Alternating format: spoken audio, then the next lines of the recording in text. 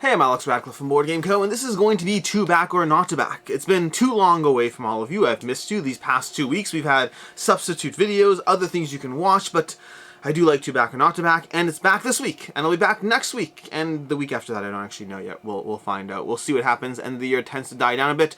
But let's go ahead and dive into this as usual, timestamps and everything down below, and let's start off with the fact that we have Should You Back It? Crowdfund with Confidence. This is not a game you can back, but rather a new channel that's really doing an incredible job. They just started recently. They've covered like 6 different games. They're dedicated Should You Back videos. They're short, they're to the point, they're well edited, and also they're very solidly critical. I don't always agree with what he says, but that's not the point really. The point is he does an amazing job of what he covers and how he covers it, and he provides a fairly critical opinion that I think is worth paying attention to. If you're looking for that little bit of splash of cold water in your back on your crowdfunding needs, combined with, Chris George and Room and Board and 5 Reasons Not to Back Something, Should You Back It? Crowdfund with Confidence is taking a solid look at a variety of campaigns. I highly recommend checking it out, see if it's for you. I mean, you could watch his entire catalog in the amount of time it takes to watch this video. Trust me, it's worth the investment. It's solid stuff and worth giving a follow so you can continue to try to see and create more videos or have that incentive to create more. So yeah, I'll have a link to his channel down below, and this is not the last time you'll hear me talk about him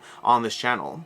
From there we go into our Cult of the Now. Cult of the Now is a segment where I go ahead and try to focus on the fact that you can get your games available much cheaper than on crowdfunding often, and you can also get them now as opposed to waiting a year and a half, and you can get them with amazing deals and opportunities. And specifically over here we have the Miniature Market Black Friday sale. Usually I pick a specific game that's available, but Miniature Market has a great sale, no sponsorship, not available and all that, no affiliation whatsoever, but overall they have a solid sale going on with a bunch of incredible deals that are a little bit ridiculous. We have Victorian Masterminds for $6. That's not a typo or a mistakenly said thing. It's $6 for Victorian Masterminds. We have Pandemic Hot Zone for $5. We have Magic the Gathering Heroes of Dominaria for $10. We have Nightfall for $25, which is a solid price for that game. There are a lot of solid price points for a variety of games, lots of doorbusters. They are going quickly, so I can't guarantee what's available by the time you watch this, but you can check a look. There's a lot of sites and sales available right now. I'm just pointing to one of them, which is the Miniature Market Black Friday sale. That's just one of many Black Friday sales available to you.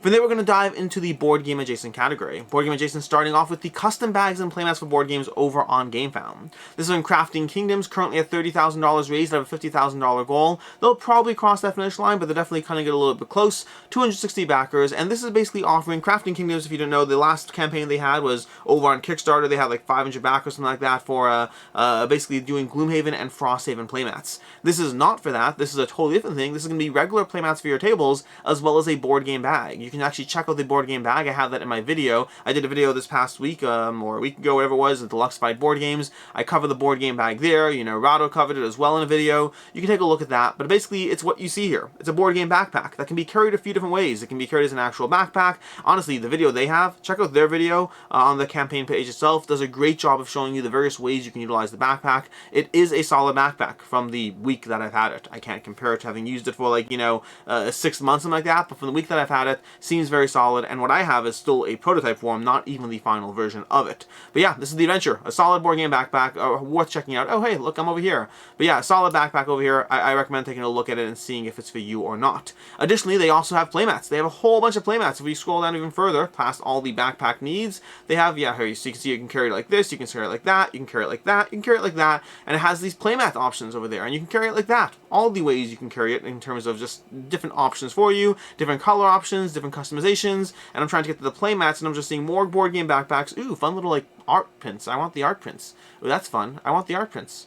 I'll have to take a look at that. Okay, anyways, moving on, we have the actual playmats themselves. They're going to have a variety of playmats as well that you can take a look at over there. These are giving you playmats for your tables, different options for you there. You can check them out, different options, different price points. A 24 by 36 playmat for $39. There's a few playmat options out there, and they're joining the ranks as far as different options you can get. And that's going to be the first board game adjacent category we have. The second is going to be over on Kickstarter, and this one's going to be for the Gloomhaven Gaming Kit. This is coming to you from Laserox, and they have a Gloomhaven Gaming Kit, $85,000 raised, 1,000 backers so far. This is the Frosthaven and Gloomhaven supplies, basically. If you want ways to augment and improve your Frosthaven gameplay, this is giving you a bunch of ways to do so. Highly recommend checking out the video. This is another one where the video will give you a good sense of what this is like. We have the modular system over here, giving you different ways from the central dashboard where you can store your player board and tokens underneath it and your cards and all that. They have various click-on modular gaming systems where you can store your battle decks, you can store your loot, you can store all these different aspects, your equipment, your gear, all these different things. Just a giant modular system. Obviously, the more stuff you get, the more expensive it'll be and the more table space it'll take up, but it also is very cool, looks very functional, and I mean, the way they have the active card slot, they have an active card slot over here, maybe this one? I don't know, one of these things over here is an active card tray. There we go. This will track your active cards where you can keep it condensed when you don't need it and open it up when you're actually using those active cards that need to stay in play. So lots of fun little ways to utilize your Frosthaven or Gloomhaven experience, as well as different options for the maps. We have coasters. We have coasters too. We have the maps over here, storing your Frosthaven map in case you want that. And they have the Gloomhaven map as well, as far as, you know, a little Gloomhaven map with different options there for different size points. Basically, lots of cool ways to have memories and cooler options for your Gloomhaven and or Frosthaven experience. Initiative trackers, there's lots of things. You can spend as little as like 20 bucks in this or as much as like $400 depending on what you want to get your hands on. A lot of options from this LaserOx campaign. We continue with the not really board game adjacent, but rather this is a campaign that's over. Unfortunately, the nature of skipping my 2-back and not-to-back series for 2 full weeks means we are going to run into some campaigns that I didn't actually have a chance to cover in time. And the big box campaign from Queen Games is one of them. There may be a late pledge option, which is why I'm covering this, just in case there's an option. But this is just in case you didn't know, this is something that was available, covering the Merlin big box, the Fresco big box, and the Escape big box. Different big box options from Queen Games. They have a lot of games under the belt, and they have a lot of big boxes under the belt. The Merlin big box is easily my favorite from these. I really like Merlin, solid game. Fresco, I only ever played the base game, and Escape, I've had the big box. I really like Escape. It's just a game that doesn't get played, unfortunately. I like the game a lot. It just doesn't. Whenever I get it, it does not get played the way I'd want to play it. This is a campaign I'm not heavily going to go into because it's not really currently available. But it's a bunch of cool games that you can go ahead and check out and possibly get your hands on some sort of late pledge option. Then in continuing the board game adjacent category, we have Elestrals. This is a trading card game, which for me is very much board game adjacent. A living card game, non-collectible games, I'll cover those, but a trading card game to me is very much board game adjacent. I don't count it in the same board game genre, but it's close enough that I will talk about it. 4,000 backers, $993,000 raised. Whoa, that was interesting. Maybe I'm missing that. I could have sworn that like yesterday they had like 1.2 million. I'm curious about this. I'm very curious. Let's see if the comments have anything dropping. I could have sworn that yesterday, maybe, nope. I don't know.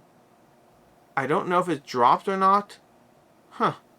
Now I'm curious. I could have sworn it was yesterday. It was like, you know, it was at like 1.2 million. Maybe that's just my imagination. You can ignore that. But yeah, doing incredibly well as far as raising a lot of money there. But that's also partially because of the fact they have these $10,000 pledges. You know, creating an Elestral card, everything. They have 4 backers at this $10,000 pledge. They have at the 2,500 pledge. They have 52 backers. They have a lot of people with a lot of money in the system. This happens a lot with trading card games. You see people kind of heavily investing into the systems on the hope that they do well and become collectible. And so they tend to have these very large boom and bust. Some of them completely crash and burn, and some of them hit enough critical mass that people buy into it under the hope that, hey, this will really take off. Elestrals is one that I think Board Game Coffee covered it, if I'm not mistaken, so you can check out coverage on that. I think you had a playthrough or some sort of thing. There's plushies and fun stuff. They're really going whole hog on this one, but this is a new trading card game, Elestrals.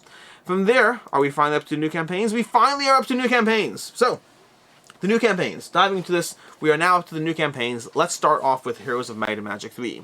Now, Heroes of Might and Magic 3, I actually did a full Should You Back It video yesterday. Speaking of Should You Back It, Heroes of Might and Magic did one yesterday on this one, covering the 20,000 backers, $3 million raised, 38 hours to go. Heroes of Might and Magic 3 is the board game from Arcan Games that's taking the board game from Ubisoft, from the whatever publishers were involved, and bringing it to your tabletop. This is going to be a solo or competitive experience in which you're going to be exploring the map and trying to level up your character and build out your army and gather more upgrades and slowly leveling up as you eventually have combats against the AI, which the other player will manage for you, or fighting other players in the game as you basically try to, across a variable number of rounds, depending on the quest you're engaged in, try to figure out your particular pathway to a victory, towards upgrading, towards manipulating the combat in your favor, all those things as far as the game goes. There's a bunch of expansions over here, so you have a bunch of options as far, and I'm doing a little quicker dive on this one because I did it fully yesterday, but there's a bunch of expansions mixed in as far as, you have the base game over here. The base game is going to run you $79 for the base pledge, or 124 if you want all the Azure options. Those are basically the extra miniatures that will definitely add to your table presence, but won't actually give you extra gameplay. Then we have the $177 Grail pledge, which is going to give you all the expansions that come with the game. This game over here from Arkham Games, they have the base game, a ton of cards, a ton of miniatures, all that stuff, but then they also have the Battlefield expansion, which will give you a lot more combat using the same system of the game. It'll give you a lot more combat in the experience as well. And then we also have the Tower expansion, which is going to be, I believe, included in most pledges, possibly, I'm not sure about the base pledge, but most pledges will be included there. And then we have as well, we have the Rampart expansion, which gives you more stuff, as well as the Fortress expansion, which gives you more stuff. So you can have all those expansions mixed into the game over here, and that's what we have as far as this. Lots of coverage from On Table giving you a good preview, Crackle giving a solid gameplay, King of Average giving a solid review, and I feel there was one that I'm missing, and other stuff, and Room and Board giving you 5 reasons not to back it. But yeah, that's what we have over here. Lots of stretch goals being slowly unlocked over here. They have a ton. I mean, $3 million are doing tremendously well. Stretch goals, campaigns, miniatures, all these things being unlocked as you go through the game over here. Some of them are going to be Azure pledge only, so keep that in mind. The base pledge will miss out on some of the miniature based stuff, but you can take a look at that. As far as should you back, should you not, very short version of this one I covered in my should you back it video, but very short version is this will hold its value just fine. The combination of the production value of Arkin, the general, the fact that it's at the very least, it seems like a good game from the coverage. Whether it's good or very, very good, that's a different conversation, but at the very least, it seems like a good game with excellent production value, with a solid IP. All of those things will contribute to this holding its value, combined with the fact that it has exclusive items at the same time. So this is one that will hold its value, although as usual, holding its value where there is a different conversation entirely as to whether it's a game for you or not. That's just to give you the confidence. Speaking of, crowdfund with confidence from Should You Back over here, which is a great tagline. But speaking of crowdfund with confidence, it's that general idea. It's not a question of whether this is a game you want, but if this is a game you're on the fence, but if this is a game you are interested in, the whole holding its value should give you the confidence you need to decide to go ahead and take the plunge. And if you don't like it, go ahead and sell it, because it's not a problem. You'll get your money back just fine. That's Heroes of Might and Magic 3, the board game. We have a Wayfarers Tale. Wayfarers Tale, 1,783 backers, $16,000 raised, 58 hours to go. This is a print and play, which means $16,000 done in a print and play. Phenomenal. Phenomenal job from James Emerson. They've had a few other games, including the Tranquility series of games, which I absolutely adored. But this over here, this is giving you, this is basically giving you a roll and write game. Well, there's a solo mode or a non-solo mode. There's 3D components you can print out as well. But it's giving you a game which you have this map, and you're trying to figure out how to assign dice to the various types of movement as you wander around the map. Different characters will have different movement sequences, so you have to balance how and where you assign the dice as you progress around the map to try to explore different options and fight different monsters and explore the different layouts. There's going to be different maps that they give you over here. The base game is going to be $5 for the base pledge, which is going to give you everything you need to play the game, the character sheet, 4 original maps, and the solo campaign sheet. And then for $8 you get the all-in pledge, which gives you these additional options for the bonus Frozen North map, as well as the various 3D elements and the standees you can print out as well. So an extra few dollars over there, $3 will get you that additional level of immersion and that bonus map. That's basically what's going on here. I had a chance to play this one briefly, only the solo mode, so I haven't heavily dived into this one yet, but I had a chance to, had access to the files and printed it out and played through the solo mode. Solo mode was fun, although it's not, I don't think it would be my go-to way of exploring the game. I do want to try this one competitively and see if it's more game for me, but $5 to $8 for this one, £5 to £8, basically, $7 to $10 for this one, A Wayfarers Tale from James Emerson. Then we have over here On the Underground Paris, New York. This is coming to you from Luda Creations game. This is On the Underground Paris, New York, specifically, as opposed to Paris, New York is this one. The last one was London and Berlin, I want to say. On the Underground was originally a game. I don't even know who the original publisher was. On the Underground was published quite some time ago by someone. I don't remember who. I actually played the original game way back before I ever got into board games. My father's from England. He came home one day with this game called On the Underground. We played it, and it was very, very well done. It was an incredible game. Really enjoyed it. And then much later in gaming, I found out that Luda Creations was doing On the Underground London and Berlin. I'm pretty sure it's those two. And taking that game and bringing it, reprinting it effectively, bringing it back to your table. But this is basically a game that's similar to games like Thurn the Taxis or Ticket to Ride, although I think it's more strategic than any of those. The core concept of the game is trying to figure out how to get the passenger to move using the fewest amount of connections. The passenger is always trying to get where the passenger is trying to get, but he hates walking, he despises walking, he's going to try to avoid it as much as possible, and then past that he's going to try to take as few transfers as possible. So how you lay out the map, how you build out your own routes, and how you try to figure out how to navigate the passenger to where the passenger is trying to go, that's the core puzzle of the game, giving you a lot of, again, they give you the core concept of games like Ticket to Ride and Thurns and Taxis, but very strategically done, almost reminiscent of Bus. If you've played Bus from Capstone Games, and oh my gosh, what's the name of the company? Slaughter. If you played Bus, similar gameplay to Bus as far as what the game does, but very accessible, overall solid game. I have not actually had a chance to play the London and Berlin option or this new option. I've only played the original on the Underground, and it's one that I eventually do have to dive into because I have very fond memories of this, and the production value and art and graphic design and all that from these newer versions seem very, very solid. As far as the pledges over there, we have the first pledge is going to be on the Underground Paris, New York City Basic. This is going to be the non-deluxe version of the game, and then for an extra $10, you get the deluxe edition of the game with screen printed custom shaped destination tokens, with custom shaped passenger tokens, and the transparent passenger token, and the deluxe slipcase. So a few quality of life extras over there. Nothing absolutely insane, but nice stuff to have. Nice little quality of life for only $10. As far as should you back it, should you not? Oh, and then we have the Underground Deluxe bundle. If you also want London and Berlin for $108, you can get all of those, giving you 4 different maps for this game. As far as should you back it, should you not? A little bit mixed in this one. If you look at the original London and Berlin, it seems to have done a decent job. The deluxe edition of the game seems to have done a decent job holding its value. Not above its value, but and once you factor in shipping and all those, you might lose a little bit something, but seems to be doing mostly decent as far as holding its value. This one is priced a drop more, so and that makes sense because board games are getting more expensive. The question is how will that translate into the secondhand market and all that. I think overall this is one where if you're looking for the retail edition, you can wait for retail. If you're looking for the deluxe edition of the game, you could back it now, and it will probably mostly hold its value, but mostly is the key word there. From there we have Copan Dying City from Holy Grail Games.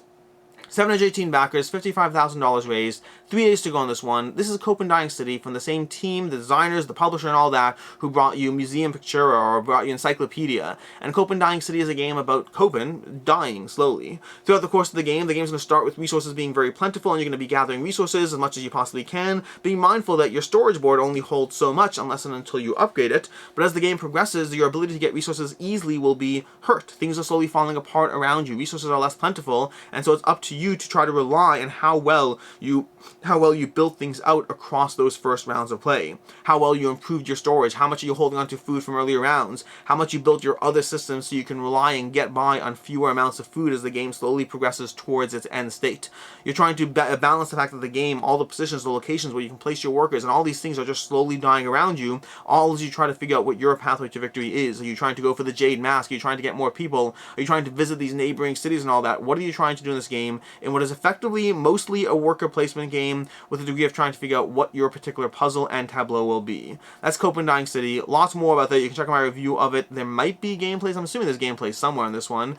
And as far as the Kickstarter itself, the Kickstarter is going to run into $47 for the Acolyte Pledge and $63 for the Obsidian Pledge. The Acolyte Pledge, to be very specific, I should be clear with that. The Acolyte Pledge is not the game. The Acolyte Pledge is for those of you who want all the extras that are deluxe and accustomed to this, but are going to get the base game in whatever language edition it's available for you. So this is primarily for international people who want the game and want the deluxe stuff, but they're not necessarily printing a bunch of language versions of the game, so this gives you the extras, not having to worry about anything else there. Past that, skipping past that, that's why there's only 9 backers. Make sure, if you're one of those 9 backers, make sure you understand what you're buying here, because that's all you're getting. You're not getting the base game with that pledge.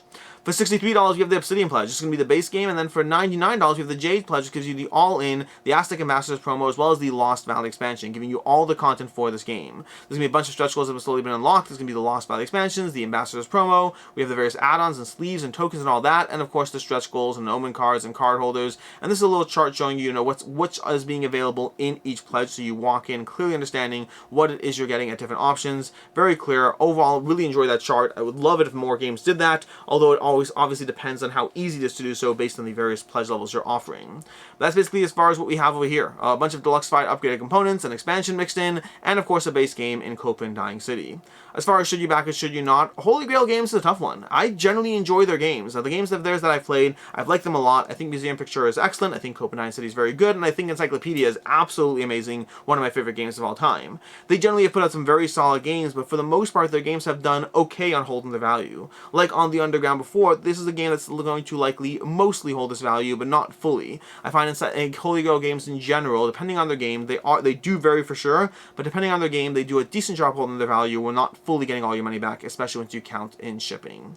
From there we go to Elden Ring, $2.6 million, 8,742 backers, probably getting a should you back video from me before this ends, possibly, maybe. They haven't crossed the 10,000 backers line, although maybe I will, I don't know, we'll see if I have time or if they cross 10,000.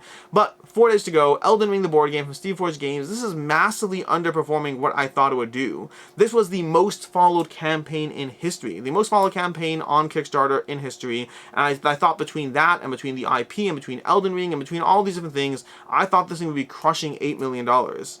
I was drastically wrong. A regular reminder that whatever advice you get from this channel, that I do think I call things pretty decently most of the time, but there are absolutely times I'm wrong in many directions at many times. I'm giving advice based on the things I see, and I'm far from perfect in this. But Elden Ring, the board game, $2.6 million raised, 8,700 backers, and this is bringing you the Elden Ring board game. This is going to be one of many Kickstarters from Steamforged Games, or multiple Kickstarters, I should say, that's going to be covering the Elden Ring franchise. There's a bunch of content on this game, a ton of content. Brothers Murph have a bunch of videos, Quackle has a bunch of videos, I have a bunch of videos, there's a bunch of other channels that have a bunch of videos. There's a bunch of content out there from interviews to gameplays to opinions, a lot of stuff around this game. Short version of my opinion of this game is I really enjoyed it. I only had to play it for like a single session, an exploration session followed by a boss fight session. I really enjoyed it, but obviously how well that holds up is a matter of, well, you know, playing the game a lot more. I will say I like this significantly more than I liked my first session of Bardsong. I like this more than I like this significantly more than I like Dark Souls. I like this on par, a little bit more than Monster Hunter World. Monster Hunter World I really did enjoy,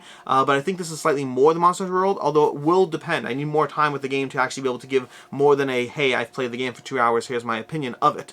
But it gives you exploration, it gives you a game divided up into exploration and boss fights. You're going to have an exploration phase where you wander around the board trying to accomplish your quests, and those will generally have a lot of fighting going on in them, and then some of them will end in actual boss encounters. We have to try to figure out how to take down the various enemies facing you.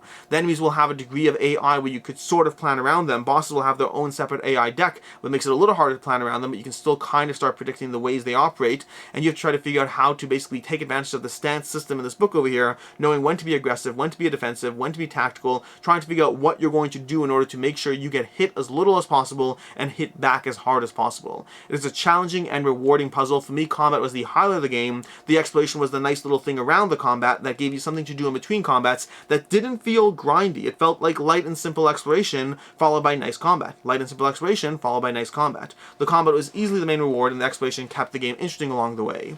Past that, as far as what we have coming in the campaign, there's going to be the £75 or $91 entry pledge over here. Let's see if we can scroll down to the various elements of what we can show you over here.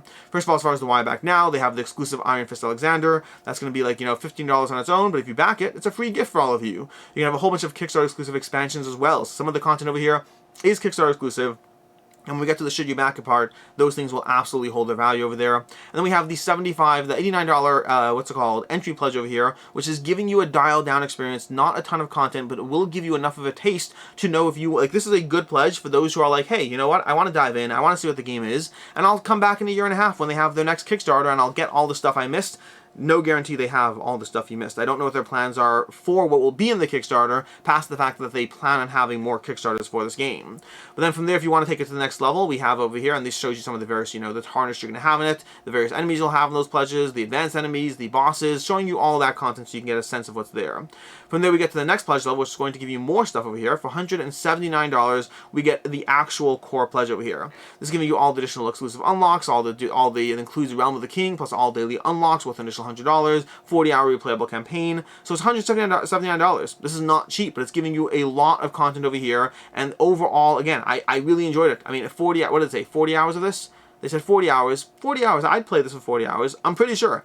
Time will tell on this one, but I thought it was simple enough to be. I thought it was like simple enough to be accessible, and yet rewarding enough to be worth diving into again and again. From there, we have, moving on from there past that, and we show you again the various enemies, the Fangs Nymphs, the Wolves, the Demi-Humans, the Bats, all these various enemies, the Godric Knights, the bosses you're going to be fighting against, the Beastman of Farum Azula. I fought against this guy. He is a beast. We have the Tree Sentinel, we have the Erdtree Burial Watchdog, Margit the Fellowman, again, all these different things you can get over here, and then, of course, the various cards.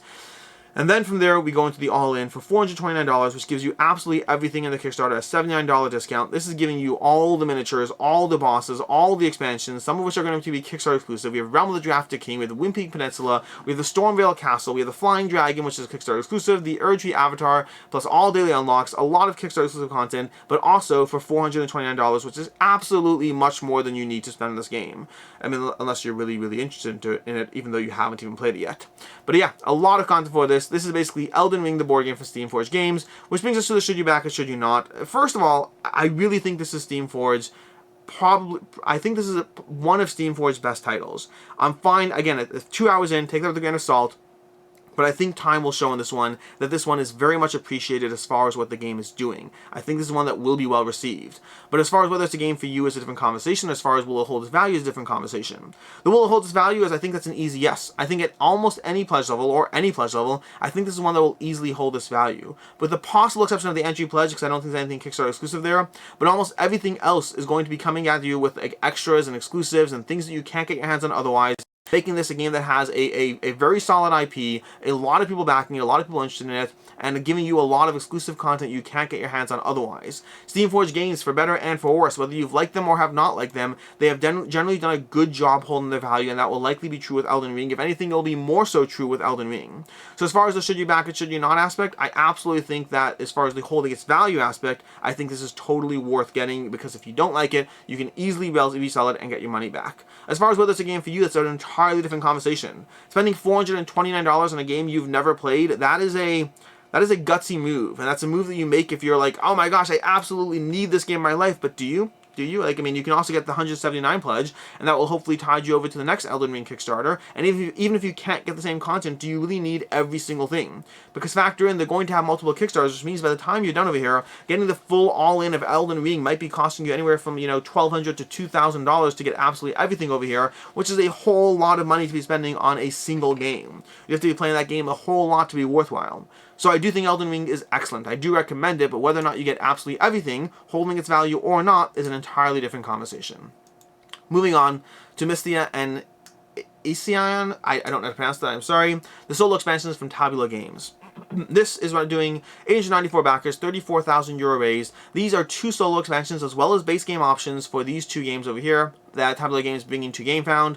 These are primarily around the solo expansions for the game, so if you are someone who likes those games and want a solo content for the game, well, now you have an option from David Tursi and John Albertson. You have the opportunity to get solo content for those 2 experiences. You also have the opportunity, if we scroll down to the options for the pledges over here, nope, those are not the pledges, the rewards over here. If we scroll down to the rewards, you also have the opportunity to go ahead and get the base games as well in case you want those. You can either get the solo expansions on their own, or 75 euro for the base game of Mysthea, or 75 or 69 over here, and 69 over here, and 150 over here, and all different pledge levels. 139 if you want the early bird. These early birds, it looks like you can't get them anymore. Please ignore that. That's the downside of skipping crowdfunding for 2 weeks. But a bunch of options over here as far as things, as well as different options in terms of even things that aren't necessarily from this game. The Werewolf and Dragon Miniature, Solo Expansion Playmat, Mysthea English deck, a whole bunch of different options as far as how and what you are getting for your games. They also have a handy dandy little flowchart showing you what do you need in what case. If you have this game and you want that game, covering which pledge levels are right for you. But the primary offering here is 2 solo expansions for these games. I have not heavily played these games. I know Mysthea is compared to Blood Rage a lot. I have Mysthea. I need to play it. I have not played it, so I'll get to it eventually. But these are solo expansions for those 2 experiences from Tabula Games. Moving on, we have Werewolf the Apocalypse Retaliation, 3,500 backers, $584,000 raised. Werewolf the Apocalypse is the follow-up, the spiritual successor to Vampire the Masquerade, having some degree of overlap from Flowers Games, having some degree of overlap with the systems, while being different in its own right. Werewolf the Retaliation is bringing you that RPG aspect to light in a dungeon crawler experience where you're going to be trying to take tests and navigate conversations and transform into your different forms as you go through a dungeon crawling experience and have combat and level up. So you're trying to do a whole bunch of different things, run skill tests. There's like 4 different pillars as far as how this gameplay is going to be run, from the navigational aspect, the choices you're making, the puzzles you're solving, the conversations you're having, the skill tests you're having, and the combat sequence of the game. All that's going to be built up on the variability of the tribe, auspice, and backstory cards. Different things will factor into what kind of character you are and what stats you have and what benefits you have in your game by choosing different factions or tribes or backstories, or was it again tribes, backstories, and auspice cards. Tribes, auspice, and gift cards, not backstories at all. or maybe no, Tribes, Auspice, and Backstory. I did it right the first time. Tribes, Auspice, and Backstory cards, giving you those options as far as different ways you'll be customizing your character in this game. It is very lightly developed so far. They only have like the first scenario available on TTS and all that. Bunch of content around the game you can check out, but this is heavily building on some of the gameplay elements of Vampire the Masquerade, while again being very different in its own right as far as what it brings to the table within the Werewolf the Retaliation world.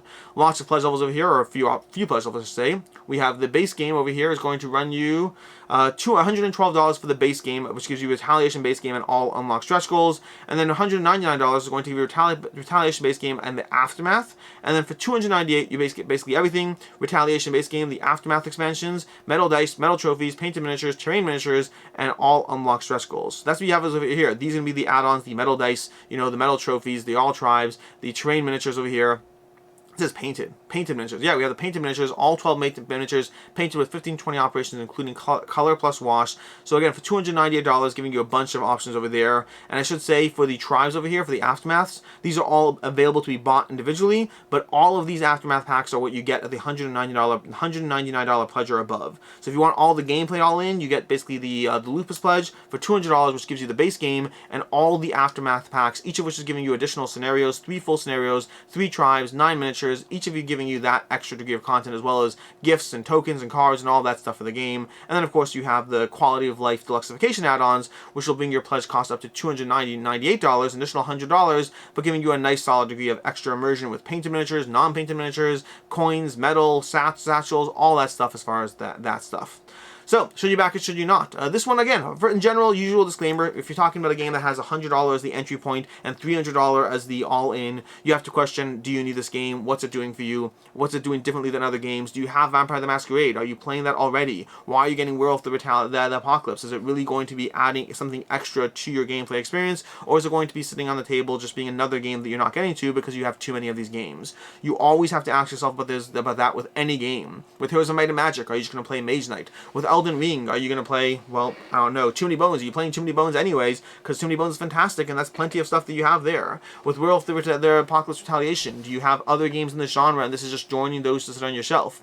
But aside from that, as far as the should you back, should you not, for the most part, I think it will hold its value. If you look at Vampire the Masquerade, it is early to say, but Vampire the Masquerade, so far there still seems to be a demand for that one from people who want to pick up in the aftermarket, and overall there's clearly a demand for this. With 3,500 backers, $580,000 raised, there's clearly a demand for Werewolf the Retaliation. Whether that demand holds up, I'm not sure. I'm not certain about. The price point is expensive. Again, $100 on the low end and $200 for gameplay all in, $300 for everything all in. That's a lot of money for this one. I think it is likely going to hold its value, but I'm not 100% certain on this one. Not yet. But then we move on to Ceres. Ceres from Artipia Games, giving you a giving you worker placement as well as reverse worker placement in space. The general idea of Ceres is you're trying to get as many points as possible through a variety of different ways. One of those ways is going to be building up buildings, cashing in rewards, different things you're doing here, but the core gameplay concept is across 3 rounds of play, you're placing down your workers on the board to generate different areas, but you're also pulling back core workers to activate your own tableau of buildings. And there's constantly a tug of war, a push and pull of which action to take at different points, whether you're trying to place a worker to get that last spot down, or whether you're trying to pull back a worker because it's the last green worker in the pool, and you really need that green worker to get your operations going. Meanwhile, there's a degree of area control in space as you get your asteroid, as you get out onto the asteroid field to get more income generation every single round, as you try to vie for different spots on the board to build the buildings, to get these extra reward cards over here. Lots of things you're doing as far as how you try to earn points and win in 3 rounds of gameplay in Ceres. Overall, a solid game. Lots of content around it, from gameplays to review coverage to opinions to preview coverage, all that stuff. But that's basically Ceres. Pledge level is going to come in at $60 for the standard pledge, and then the only other pledge is a retailer pledge option. So you're basically looking at $60 for the pledge, along with the Kickstarter exclusive Ceres mission patch and all stretch goals. As far as should you back or should you not, will it hold its value? I'm a little skeptical on this one. I think the $60 for the game, especially once you factor in that you're paying in on the low end $20 shipping, so you're looking at really $80 for this game. And if it weren't for the shipping, I'd be more positive in it, but the fact of the matter is you're getting a few extras, not really a ton of extras as far as what you get over here, and you are paying $80 for that, which I think means it is one that's going to have a slightly harder time holding its value. The Kickstarter is doing well, not amazingly well, 2,400 people, $157,000 raised. There's definitely a demand for this. Artipia Games is a solid publisher, and Ceres seems as a solid game behind the publisher. I don't know if it's going to be a solid game to the tune of being able to get $80 back on your game if you find it's not for you. I think the shipping is really what pushes this one over the edge for me as far as being the difference between a good back and one that you'll probably take a hit on if it's a game that's not for you. Moving on to The Last of Us Escape the Dark. And this is our last game today, which if you're like, why is this the last game? There's like 17 other Kickstarters. We'll talk about that when we're done with this game. The Last of Us Escape the Dark from Themeborn Games. 7,468 backers, $826,000 raised, 4 days to go. The Last of Us Escape the Dark is, well, I mean, there's the whole eternal conversation of, does Copan still have the license for The Last of Us? Is this a different game in the same universe? Is this instead of that? I have no idea. I'll let you know if I ever find out. But in the meantime, what I do know is The Last of Us Escape the Dark is from Themeborn Games, who have done Escape the Dark Castle and Escape from Space, I want to say. They have a few games under their belt as far as different titles that they had. Escape the Dark Castle, Escape the Dark Sector, that's what it was. Escape the Dark Sector and Escape the Dark Castle are their two games that they're known for. And The Last of Us is bringing that style of gameplay and the Last of Us theme from Naughty Dog and bringing them together to bring you this. With, again, what was it so far? $826,000 raised, 7,500 backers. They're doing incredibly well as far as pulling in an audience over there. And for the pledge levels, we have £65, $79 for the standard edition, and $120 for the collector's edition of the game, as well as $158 for the all-in bundle. So a bunch of options over here as far as what you get for the game. But this is bringing you basically The Last of Us. They're bringing you Themeborn's generally accessible gameplay, along with the theme of Last of Us, as you spend 12 rounds trying to get to the location, trying to get somewhere. Where are you trying to go? You're trying to go to the location. I can't remember the name of the location, but you're trying to get to the safe place, basically. You're trying to take the characters from, is it Jackson? The safe haven of Jackson, that's where you're trying to go. You're trying to get to the safe haven of Jackson with the characters from the Last of Us game, and you're trying to slowly survive different tests and wander around different locations, try to make sure that you have the clickers, or the clicks, I don't remember the name of the people. The various zombie-like people that are trying to hunt you down, trying to show you survive them as you roll dice, as you fight different enemies, as you try to gather different gears, make different choices, as you slowly make your way across 12 rounds to the safe haven of Jackson while keeping everyone alive in the game. It's going to be light, accessible gameplay. Not light. It's going to be accessible, easy to get into gameplay, relying on cooperation, relying on the decision points as far as when do you want to push forward versus when do you want to make sure you're geared up for whatever is about to confront you. And that's basically what we have as far as the game. As far as the, and then we have various pledge levels, including all these miniatures over here, giving you the various miniatures for the various Last of Us characters, as well as for, I think it's called clickers? Clickers, there we go. Yes, it is called clickers. The various clickers, I love, by the way. Completely random side point, but as far as zombie games go, I love that face thing they have going on with the clickers. I think that's just very dramatic and over the top. As far as zombies can appear in different ways or have different visual aspects, but having your face kind of blown out from the inside, there's something solid about that one, and seeing it presented in a miniature, even more solid, especially when you have the giant clicker bust, which is going to be tracking your calendar of 12 rounds in the gameplay. That's basically it as far as that. As far as should you back it, should you not, will it hold its value? It's hard to say on this one. Themeborn's games in general have not held the value overall. They've done fairly well. They're popular enough, but as far as the secondhand market, Themeborn games in general, you do take a hit on it. They don't generally hold their value. But The Last of Us is bringing, well, first of all, The Last of Us is Themeborn's most backed game. It clearly has much more of a draw because of the IP, and that will likely carry over to the secondhand market as well. I think this is one that falls into that middle category. I'm not really sure about this one. I could see it going either way. Themeborn's games have not held their value. This one is leaning into the same gameplay and aesthetics of it, but this is also clearly more popular than Themeborn's games, although how much of that will carry over to the secondhand market, where depending on who the audience for this game is and what they're getting. So I think if you're getting this one, get it because you want it. I'm not confident it'll hold this value. It might not. It will certainly be available to get your hands on it in some form or another after the fact, although what it is you're missing out on is a different conversation entirely. And that's what we have. Before we dive into the picks of the week as well as the upcoming campaigns, if you're sitting here and saying, well, what about Tiny Epic Crimes, and what about a lot of other games that I don't remember offhand, but if you're looking at the fact there's like a good 5 to 15 games or so that I haven't covered that are out there, that's because I missed the past 2 weeks, and I'm just trying to catch up, and I'm trying to get ahead of the game, and next week's video will cover all the other games I missed. Still have more than a week to go, which means we have more time to cover them. But I did miss a bunch of games, so if you're wondering about this game or that game, feel free to include it in the comments down below. For the most part, I'm pretty sure I have them, and if I don't, I'll add it to my list. but I'll be covering a bunch of more games next week, including the things that are launching this week, as well as these ones, as well as all the ones I missed. Which brings us to the upcoming campaigns. Nope. Which brings us to the picks of the week. Picks of the week. I generally do 2 different picks of the week. The game that I am the most interested in personally, and the game that is most likely to hold its value. For most interested personally, I'll give a bit of a tangent here, an extra pick that I'm very interested in the laser Ox stuff for Frosthaven. I'll be playing fully through the entire Frosthaven, and I'd love to have some solid stuff, to really make the gameplay more accessible. But this is in the gameplay adjacent category, the board game adjacent category, so I'm not actually counting this. I'm just saying I really do want this. But I will say for Elden Ring. Elden Ring is going to be a pick of the week as far as my personal interest pick of the week. The game I am most interested in having. I've played this game. I really like it. I plan on diving into it more, and I want to see what this game does for me. I think this game will also hold its value really well, but because I do try to split it up, I will say as far as my value pick of the week, I'm going to go with Heroes of Might and Magic 3, the board game. I am interested in the gameplay on this one as well. I don't think I'm actually backing it. I have Mage Knight staring at me, not played nearly enough. But as far as holding its value, I think this game, Heroes of Might and Magic 3 from Icaion Studios, I think it'll do a great job holding its value. The combination of the IP, the exclusive aspects, and the production quality, I think will do a great job holding its value. Which brings us to the upcoming campaigns. We have 2 over here to talk about. We have SAS Rogue Regiment. This will be launching on Tuesday, tomorrow, and this one looks very cool. If you like games like V Commandos, I highly recommend taking a look at this and seeing this is for you. I like games like V Commandos or V Sabotage, and I will be taking a look at this to see if it's for me. And additionally, we have Runar. Runar from Ludus Magnus Studios. This will be launching tomorrow as well, giving you a skirmish game with a lot of objectives, a little bit of, 1 to 4 player, lots of fun things, and of course, gorgeous production as always from Ludus Magnus Studios. And that is basically everything. Until next time, I'm Alex Radcliffe from Board Game Co. It's good to be back. I hope you enjoyed this video, and as always, I hope you have a good one.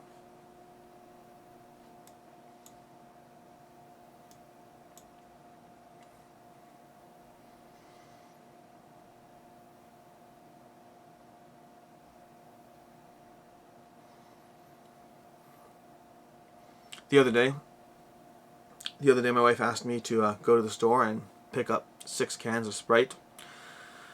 But when I got home, I realized I made a mistake. I had picked 7 up.